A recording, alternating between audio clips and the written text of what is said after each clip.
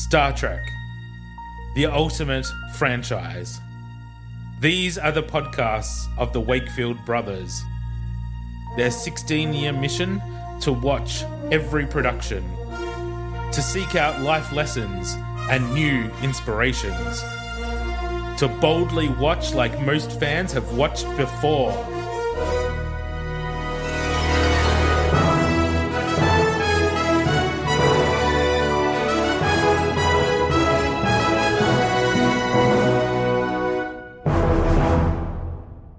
Welcome back to Temporal Directive, the Star Trek fan podcast rewatching the entire franchise in chronological order. I'm Gary. And I'm Tom. And this week, we're watching Star Trek Enterprise's Fortunate Son. We are recording this episode on Monday, the 2nd of September. Yeah. But it will come out on Friday the 6th. But on Sunday the 8th of September, so just a couple of days after we drop this episode, Star Trek will celebrate its 58th anniversary. 58th. 58 Jesus. years of Star Trek. Woo! Incidentally, though, 58 is also the age I will be when we finish this podcast. And considering I'm currently 41, it might be a while before we get to Star Trek Picard or like the last couple of seasons of Discovery. But Yeah. there you go. Well, if they add new seasons of things or series of things too, it might be a little longer than that. We're watching them as we go, Oh, okay. All right. as Well, they that's come okay. out. Yep, that's all right. We're not extending. Not next. 17 years is long enough. That's enough. Okay, fair enough. And my only tiny little piece of Trek news this week is that Starfleet Academy has officially commenced filming. So, this week we're watching Star Trek Enterprise's Fortunate Son, written by James Duff. This is his only credit for this era of Star Trek, but he was a writer and producer on Discovery and Star Trek Picard. Oh, okay. All right. This episode was directed by LeVar Burton, Geordie Yay. LaForge. This is his second episode of Enterprise. Nice. This is only like episode 9, I think, and this is his second episode so far, so that's pretty cool. Sweet.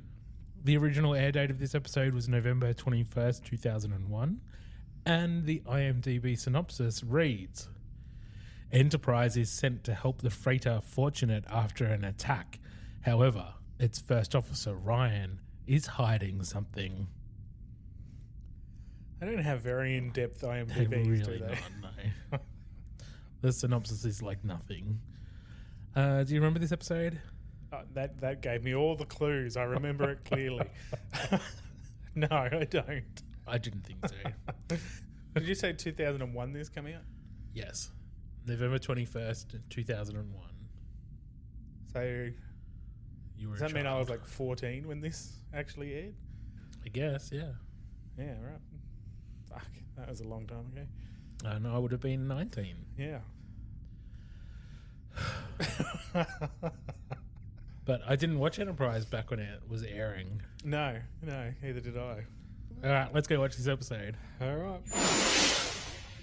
And we're back from watching Fortunate Son. Tom, first impressions. Yeah, I always say negative stuff. And You do. It's because it seems really bad. It's really not great. I am constantly reminded of why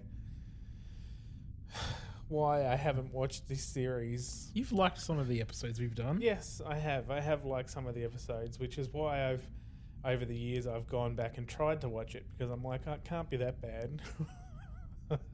And then I watch something like this episode or a couple of the others where I'm like, oh my God. Like, okay, it can't be that bad. I mean, I'm probably critical of this series more than I am the others as well, but yeah, this episode is not my favorite. And I don't know why. Because, I mean, the premise is fine. Mm. I don't know why I don't like it. Yeah, it doesn't have anything standout-ish where you're like, that is bad, except for straight off the bat with the gravity and physics and stuff that they fuck up. Again. But talking about the story, Yeah, but the story-wise... But I think, I don't know, because the story is good. The acting's not great in this one. I don't think. I'm really sorry, Anthony Montgomery. I don't think Mayweather is the guy that plays Mayweather, Anthony Montgomery. I don't think he's the strongest of the cast. Yeah, I would agree. And the guy that plays Ryan, the main guest star this week, not so good either. No. But even putting the acting aside, which I can do much easier than you, there's something missing in this episode to make it good. Yeah. And I don't know what it is. Yeah. I don't know how you could make it better. No, I don't know either. I don't know either. It's like there's a layer of something that's just not there that you can't put your finger on, because it was just, I don't know whether it was the pacing or something. I don't know. It just seems like it was just lacking. There was no B story. True. Like a lot of the episodes have like the main story and they have the B story, and those either sort of reflect each other or they end up merging at near the end of the episode. Yeah. And this episode didn't have a B story, so it was just the same story throughout, and whether that impacted on the pacing, maybe that may be it. Yeah, because you're right. Every other episode has had that subplot of something else going on to complement at least what the main story is. So it could be that. Even Sluggo. Yeah. Oh God. Oh, the shale of it all. Oh fuck. Oh God. All right, shall we get into it? Yeah. We open on an external shot of a cargo ship, which we later learn is the Fortunate. How fortunate. And then we cut to an internal shot of two guys throwing a football across a huge cargo bay area. And they're talking about repairs and making small talk about gravity. The younger guy, Ryan, mentioned Jupiter Station. Does that sound familiar? Jupiter Station? Yeah. Does sound familiar. And Jupiter Station was in Voyager episode Lifeline, where the Doctor gets transmitted to the Alpha Quadrant to help Dr. Zimmerman on Jupiter Station. Yeah. Yes, it was. Mm-hmm. Certainly was. So while they were throwing the football, the ship starts to get attacked. Someone comes on the comm and says that they're being attacked by Nausicaans. Yeah, and he drops the ball. And he drops the ball in the low gravity. Mm-hmm. In the low gravity they were just talking about and made a big issue of. He drops the ball. Yeah, it totally fell. Yeah. Fell straight to the ground. Like normal gravity. How does that make any sense? They just made a big deal about gravity. And then they dropped the ball. That's the writers dropping the ball. I was going to say, was it the writers? Or the director? Was it LeVar? Are you blaming Geordie LaForge for this? Yes. Yes, I am. And the Nausicaans, of course, were first seen in Next Gen's Tapestry, one of our examples of a 10 episode. Yeah, one of the best episodes. I think they were mentioned before that episode in the series, in Next Gen. But yes, anyway, so they're under attack by Nausicaans and they drop the ball, and then we skip the credits. We cut to Captain Archer's quarters. Archer's in bed. There's a phone call coming in from Admiral Forrest back on Earth. They're talking about how the reception's not so good, and Archer talks about how they're getting ready to drop the first of the subspace amplifiers so that they can communicate better to home. And the Admiral says that he's been impressed by the reports that they've been getting, especially the recent comet information. I wonder if they sent a photo of the snowman. With pointed ears or without? Calling to say that the ECS Fortunate is not responding and to send Enterprise back a day and a half to go find out what's going on. Instead of another ship that would take 3 weeks. Yes, because Enterprise is the only one with the Warp 5 engine. Mm. We cut to the briefing area. Mayweather is talking about growing up on a ship similar to this because, of course, he's a boomer. Mm. And T'Pol said something about having 28 crew members or something, or 24 crew members or something. And Right. then he goes, well, that's not including the newborns. And he said, they can be at warp 1.8 or whatever. There's not much else to do. That's right.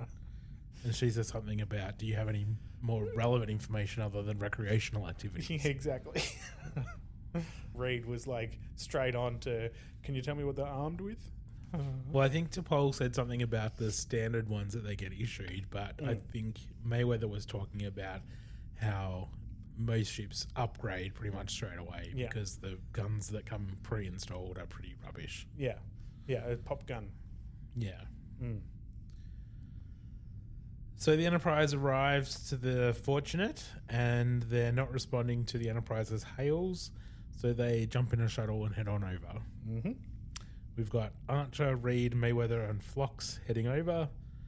So we get an external shot of the shuttle approaching the Fortunate and then docking into their docking bay on the other side, which was pretty cool. It was a pretty cool external shot. Yeah, it's not a bad looking ship, really, for a freighter.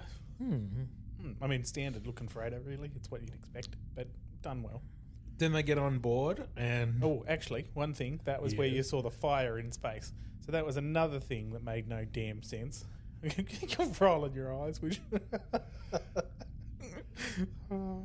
So, fire in space, also another scientifically implausible situation. But anyway.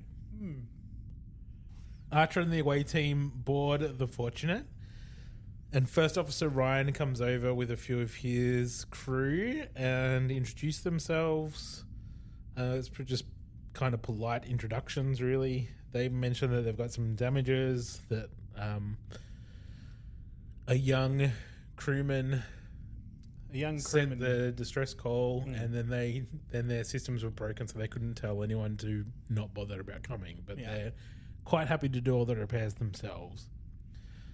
They also mention that the captain is injured or sick, and Dr. Phlox says, well, let me have a look. To which Mayweather's like, well, he's better than any freighter medic. Yeah, better than any freighter medic that I've ever seen, so you better let him have a look, which was good. Which Ryan agrees. Then we cut to Dr. Phlox saying that he can fix the captain up, but it'll take a few days of treatment. So Archer convinces Ryan to let some engineering crew on to help repair and fix the ship. Yep, we're here anyway. Might as well help out. Might as well. So Ryan and one of his men head to the cargo bay. The other guy is talking to Ryan about not letting Starfleet officers on the ship because we don't want them just crawling around everywhere. And Ryan says, we'll just make sure that they stay to the areas we want them to stay. As they're walking, they approach a Nausicaan prisoner. Bum. All tied up and bruised. Yeah, he's obviously been beaten a bit. Just a little. He also looks very green. Yeah. Did you notice that? Yeah, it was that real sort of green and yellow sort of... I was impressed, actually. They look quite good compared to the ones in Next Gen. Like, the ones in Next Gen were... they look good too, but these ones just look more refined, finished.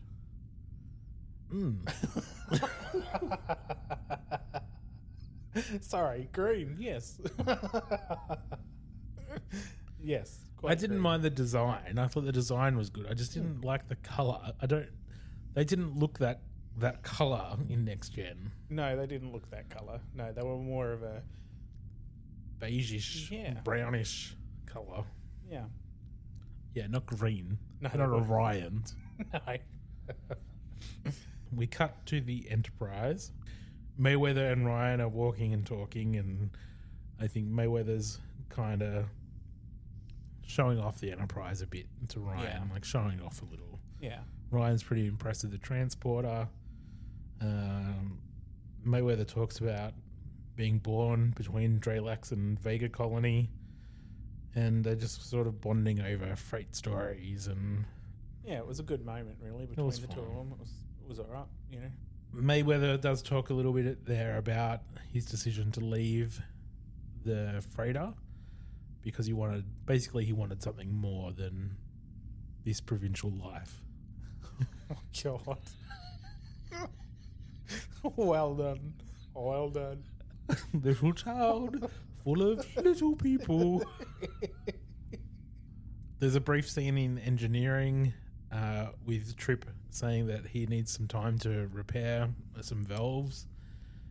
They were just talking about the warp engines, and that's the only warp 5 engine. And then Trip was like, once they upgrade all the freighters, you'll be able to get your trip done in half the time or something. And he said, well, what did he say? Something like you wouldn't have time to enjoy the trip or something like that. I don't know. He said it. Yeah, he did say something. Yeah, I just rolled my eyes anyway because I'm like, whatever.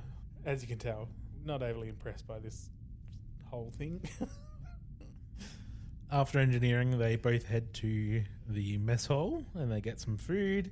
And again, they're still bonding over stories and talking about leaving. And they talk about eating mystery packs or rations or whatever they actually called them. Thing, yeah. But they referred to them as mystery packs. And then Ryan mentions that his parents were on a ship called the North Star, and Mayweather's demeanor changes and he kind of goes a bit quiet, and Ryan says he was one of the only survivors, and then that's when he transferred to the Fortunate. But Mayweather does a pitch here to say, have you ever thought about joining Starfleet? And then Ryan says, if everyone joins Starfleet, who's going to run freight? God forbid it's an automated system. Yeah, that's it. Just get them to do themselves. But Mayweather kind of takes that personally and says something like, you think that was easy for me to decide to leave? And Ryan asks, why did you abandon your family? Yeah. Whoa. Yeah, big step. And Mayweather said that his parents weren't exactly happy that he just wanted to leave the freight ship, but they respected his decision. And Ryan said, did they respect it? Or did they just tell you what you wanted to hear so that you wouldn't feel guilty? Yeah. Burn. Burn. You need some aloe for that burn? Talk about harsh. Very Sticking harsh. the knife in a couple of times. Exactly. So Ryan gets up and leaves after that. Yeah, it doesn't finish his steak. What a waste of a good steak. Mm-hmm.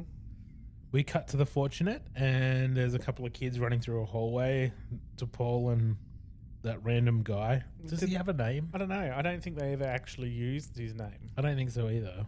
I didn't see it on the subtitles, and he's not wearing anything I can't call him Hat Guy because he wasn't wearing a hat. So he's just a random guy. Yeah, random guy. Random guy, that's his name. That'll do. So random guy and T'Pol are doing something, and T'Pol says, why are the internal sensors rerouted to weapons? You're not fighting the Nausicaans anymore. And he says, we just haven't done that. We haven't swapped it back yet. So she says she's going to do it, and he says, no, just leave it. But there's a cute little scene there with the kids playing hide and seek, and T'Pol doesn't lie because Vulcans don't lie, but she plays along so that the kid that's hiding in the grate area thing can not be found. Yeah, it was cute. It was done well. We cut to Archer in his ready room. T'Pol calls him and says that we're sorting everything out, but I need to talk to you. In private. Yes. And then there's an external shot to show that time has passed, and we cut back to the ready room. Yeah. And T'Pol and Archer are in there with Ryan, who says that him and his crew are anxious to get underway, and they're kind of making some small talk, appreciate the repairs, all that sort of stuff. But then Archer asks if there's any non-humans on board, and he says one of the kids has a ferret. Was it a ferret? Skunk. Yeah, something or rather. Add alien word here, skunk. Yeah. If that's what you're talking about. And T'Pol says, it is not. And Archer says that T'Pol's scanner picked up a Nausicaan biosign that has been injured. And he said, are you telling me I have a stowaway? Yeah. Archer says, you know that's not what I'm telling you. Finally, Ryan admits that he is holding a prisoner. And Archer says, "What gives you the right to take a prisoner?" What gives him the right to attack us? What gives the Nausicaans the right to attack us? Is what he said. Archer says he wants to see the prisoner, and Ryan says that Starfleet has no jurisdiction to demand anything. Yep, absolutely. Now, wait. How do they not have jurisdiction here? Who has jurisdiction here? No one. They have their own jurisdiction to look after their own shipment because they're out there doing their own business. They're not owned by anyone. They run their own company, essentially. Fine. So they deal with their own stuff. Cool. But if I own my own company and I still do something wrong, the government still comes in and tells me I'm doing something wrong. Yes, but they're not actually under anyone. But they so it is sort of like because Wild West. they're. But the Wild West still had sheriffs. They still had laws. Well, yes, I suppose they did, but that was not when you're dealing with space, I suppose. I don't know. I wouldn't say that they have that kind of a thing. How can they not? Someone's got to be in control of this stuff. Yeah, but who? The Nausicaans? Starfleet. Why? Because who else? Well, it might not even be a star. It might not even be an Earth ship. It might have been bought from the Ferengi. It's an Earth ship. Well, yeah, okay, might have been. I don't know. What do you mean it might have been? Of course it's an Earth ship. Did you... It's 3 generations of humans. It's an Earth ship. Okay, well, in this case it is, yes. What case am I talking about, Tom? All right, okay. Fully on this one then. Well, yes, well, you would think that there would be some sort of governance over it. You would, but it's out in the open. There's nothing there. There's not like a sheriff can come and check on their stuff. That is exactly what happened in this episode. Well, it's not really. They didn't come because there was something illegal happening. They came to help them. That was it. No, but the sheriff didn't always go into town because someone had robbed a bank. Sometimes the sheriff just went to town for a drink and went, that guy's that guy that robbed a bank. Yes, that is true. That's what happened. That's what happened in this episode. Doesn't mean the sheriff doesn't have jurisdiction. Well, I suppose, except that it doesn't work like that. And it's proof in this episode that it hasn't been working like that for generations. It should be working like that. That's what I'm saying. Okay, well, I don't think it Okay, well, you're wrong, and we can agree to disagree. What gives Starfleet the right to interfere with their job? Like, Starfleet is responsible for human activities. why? What do you mean, why? Why? Why does Starfleet, why would NASA have anything to do with what's going on anywhere else? NASA? No, but I'm using it as an example. Why would they have anything to do with what other humans are doing? It's because it's not NASA. Well, no, We're not talking about NASA. Yeah, but NASA's not a comparable organization. why? Because NASA is not out there exploring things for the betterment of mankind. Yeah, NASA but Starfleet is, yes, but Starfleet is, well, actually, NASA is doing exactly that. But they're doing it for the betterment of America. yes, but I would say NASA would be doing it for humanity. That's why it's Americans. National. Yeah. The N is national. Yeah. Okay.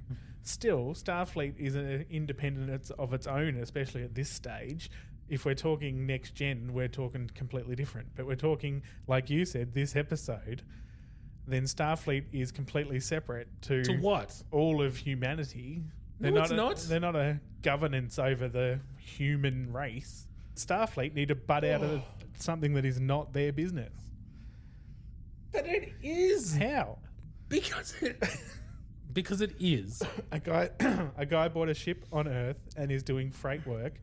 That's it. He might not have even been to Earth in 3 generations. He's been transporting freight between different alien planets for 3 generations. And then Earth wants to come in and say, I'm sorry, but your genetics from 3 generations ago is now a thing that says that I have dominion over you. No. Well, that's what you're saying. No, that is not what I'm saying. Oh. I'm saying that humans, whether they're on the planet or not, right? Mm-hmm. Humans have laws. Have a genetic disposition to follow. What's genetics? What's genetics got to do with That's what anything? you're saying. You're saying humans. I am not talking about genetics, Tom. I am talking about the fact that this is a human vessel. Yeah. It is governed by human laws. How? Because it is an Earth ship. But it hasn't been there for 3 generations. It doesn't matter how long it's been there. How? It hasn't been. It hasn't been 3 generations. That captain has been on there for 3 generations. Yeah. That doesn't mean that everyone on board has been there for 3 generations. No, that's right. But that ship has been working independent for... You don't know how independent it is. You don't know. No, you don't. But I'm saying, like, that's the thing. We don't know. My point is... There is no governance. It doesn't from matter how Earth. independent it is. How independent it is. Yeah. It is governed by the laws that are established on Earth by humans. Humans are one government, one Under God. one government under God, forsaking all others, for better or worse.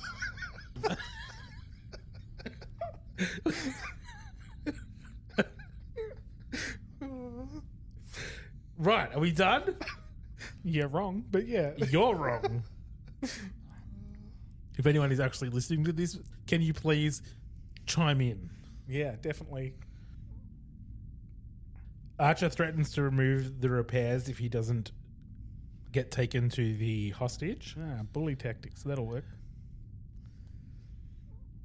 Ryan takes Archer to pull Reed and Phlox back onto the Fortunate on a shuttle, and they head to a cargo bay, but it's a trap. They're there to shooty. And so there is a bit of a gunfight at the OK Corral, and they end up shooting a hole in the hull and leaving them in the cargo hold, and then detaching the cargo hold from the main freighter part of the ship. Yeah. On Enterprise, Trip is in charge. They detect that the away team is on the detaching cargo hold, and they communicate with them. Archer says, "Don't let the Fortunate get away." Trip lets the Fortunate get away. There's a whole thing with, they come and go after them. Hang on a minute, we're leaking. So That's right. Come and get us. Come and get us Yeah. with a shuttle. Yeah, instead Don't beam us. Don't- Use the transporters that we've just talked about in the episode about how efficient and wonderful they are. Yeah. Don't use them. No, don't use them. Waste the time to send a shuttle over to pick us up. Yeah, because if you had been able to just, beam us up, and then we would have been able to follow them instantly. But whatever. We cut to the situation area of the bridge, and Mayweather's talking about how Ryan's looking for revenge, so he's probably hunting the Nausicaans. We cut back to the Fortunate, and Ryan is interrogating the Nausicaan with his fists to try to get the shield codes for the Nausicaan vessels. Ryan and Random Guy are walking out of the cargo bay where the hostage is, and they're talking about how they got the codes, and Ryan wants to go hunt the rest of the Nausicaans down, but the other guy is feeling a bit bad about the whole situation and thinks we should probably just let the Nausicaan go in an escape pod and just get back to work, basically. Ryan says that it's time for us to inflict some damage on them for a change. Back on Enterprise, there's a scene with Archer and Mayweather in the ready room, and Mayweather is kind of talking to Archer about the whole situation. Mayweather went in saying to the captain, Let Ryan deal with hunt it. the Nausicaans and Yeah. deal with it himself. Yeah, because that's what happens out here with The frontier. the frontier, the freighters and stuff. They all take care of themselves and look after each other and all that kind of stuff, because that's what it is. And what does Archer say? Some shit that is just bull Humans crap. have a code of ethics that does not include revenge. Well, Any other orders of mine you'd like to question? Now, was that a quote or was that a question? Both can be true. I don't agree with him. Not especially at this stage in in human development. I completely disagree. It's like saying that everyone needs to stop eating meat now because we've all become vegan and because the Starfleet is... No, it's not. It is. It's because Starfleet have said that we're not going to kill animals anymore. Because it's against the Starfleet way. The same. It is. It's all. cruel. It's cruelty against animals, so we're not doing it. It is not the same. So we're not doing it. No, it's not the we're same not at all. doing it. Starfleet says we can't do it, so we're not doing it. I'm cutting that out because it's not the same at all. Why? How is it not the same? Because you're talking about food processing. You're not talking about revenge on another sentient species Yeah. that we should be having relationships with. Well, We should be building relationships with the other species out there, not fucking hunting them down for revenge. yes. Well, the revenge part's Ever heard of probably- an olive branch? Only Nixon could go to China. That's an old Vulcan proverb. Are we allowed to eat olives, or if Starfleet have allowed Oh, that? fuck off. Okay. What are we up to? We cut to the Fortunate. They find the Nausicaan ship and go after them. They're returning fire. There's a couple of asteroids around. And before they can get a shot off, the Nausicaan goes to the other side of the asteroid. The Fortunate follows. And they find several Nausicaan ships around there. And it seems to be like the depot where they drop off all the stuff they've stolen because they're pirates. There's a bit of a gunfight, but not much of one. So the codes that the prisoner gave them were obviously not working. The Fortunate's warp is down. It's damaged in the battle. And the Nausicaans hail and say that you've got one of our people. I assume you're here to return him. That was good, wasn't it? We cut to the Enterprise. T'Pol has detected weapons fire, so they head towards the weapons.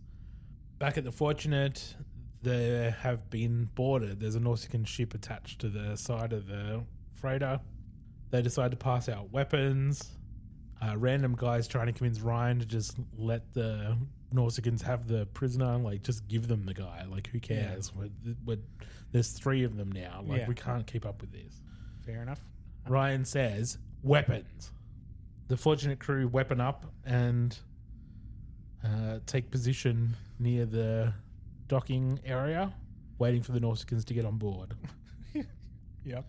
As soon as they come on board, Ryan shoots and misses. It's so dumb. The 'Cause- Nausicaan is right Yeah. in the middle of the hallway. Yeah, and he's a big Nausicaan too. He's Big not a Nausicaan. skinny little guy. He's a big Nausicaan.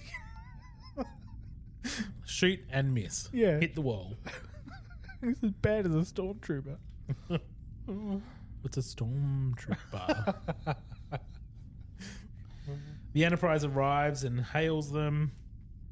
Ryan and his crew are now backed into the cargo bay where the Nausicaan prisoner is being held. Archer talks to the Nausicaans about wanting to improve relations, and the Nausicaan says, I'm happy with our relations the way they are. Yeah. But Archer threatens them. the Archer says that this is an NX class starship, not a helpless freighter. You're going to see more of these ships, so you know it would be good for you to have a good relationship with us. Archer threatens them. Yes. Just clarifying it. Yes.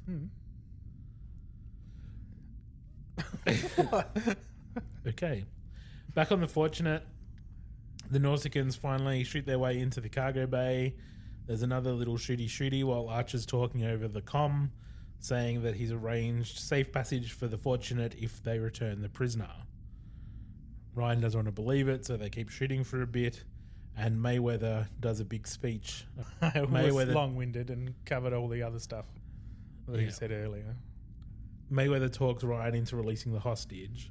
Basically, he tried to convince him with the logic behind, because he thinks he's getting revenge and he's doing it for all the freight captains and stuff and all the Nausicaans that have been attacking all the freight vessels and stuff, and it's getting vengeance and all that kind of thing. And he's saying you're only doing it for yourself, basically. You're not doing a favour for any of the other ones, because what if my family come along next I can't remember what his family's ship name was, but what if that one is the next freighter to come across the Nausicaans and they want vengeance on you guys for what you're doing here, and my family has to suffer for what you are doing now. So, don't kid yourself into thinking that you're doing this for anyone other than yourself. It's basically what he says. He says that at the end of his long speech about other crap going on with stuff. But that was the poignant part of what he said. And it worked. Yeah. He releases the hostage. Then the Nausicaans fly away. We cut to a little bit later. On the fortunate, Archer meets with the other captain who's now conscious and feeling better. He says that he's demoted Ryan to some scrubbing something. Yeah, they have a bit of a chat about how the people who grew up out here are kind of protective of the space, and they sort of touch on progress being difficult for people to accept. And yeah, that change is inevitable. Inevitable. As Spock said, change is the essential process of all existence. So now that we've talked through it, final thoughts? Yeah, no, it's definitely not great. This was not a strong episode. No, it wasn't. It was not a strong episode. It But just, like I said, I can't tell you why. It must be the pacing. I think it must be, mostly. I mean, the story is not terrible or anything. It's just good because it can give me that argument that we just had, which is fun because I like how it stirs that. But anyway, yeah, no, it was a good story, good premise, but yeah, just something about it just doesn't feel good. Like, it wasn't enjoyable to watch. Like, I was almost rolling my eyes and yawning, and I don't know. It's just not good. And what about the life lesson for this week? Okay. Move on. Accept progression. I don't know. Something like that. Yeah. Yeah. Accept progress. And revenge does not solve the problem. Yeah. Turn the other cheek, as Jesus would say. Vengeance is bad. Okay. And accept progress. Change is inevitable. Yeah. Okay, let's talk IMDb rating. For those listening at home, our examples of 1 episodes are Voyager's Threshold and Next Gen's Code of Honor. Examples of 10 episodes are Next Gen's Tapestry and DS9's Far Beyond the Stars. With that in mind, what are we going to rate this week? 2. Yep. Yep. Good. Yep. Yeah. Okay. Yeah. Yeah. Yep. I'm okay Yeah. with the 2. Yeah. It's not a bottom line. It's definitely not a bottom line. Pretty low though. It's low. Yeah, it's low. I might have went to a 3 if I had to, if you were going to argue with me. Well, but a 2 is comfortable. I'm okay with the 2. Yeah. All right. Well, that was easy. Yeah. Done. We'll be back next week for the episode Cold Front. But if you want to join in the conversation, you can message us. You can find us on Facebook at Temporal Directive Podcast, or on Instagram, just Temporal Directive. Or you can email us at wakefield_productions@outlook.com. We would love to hear your thoughts on this episode or anything Trek related. So please reach out. Live long and prosper. Peace and long life.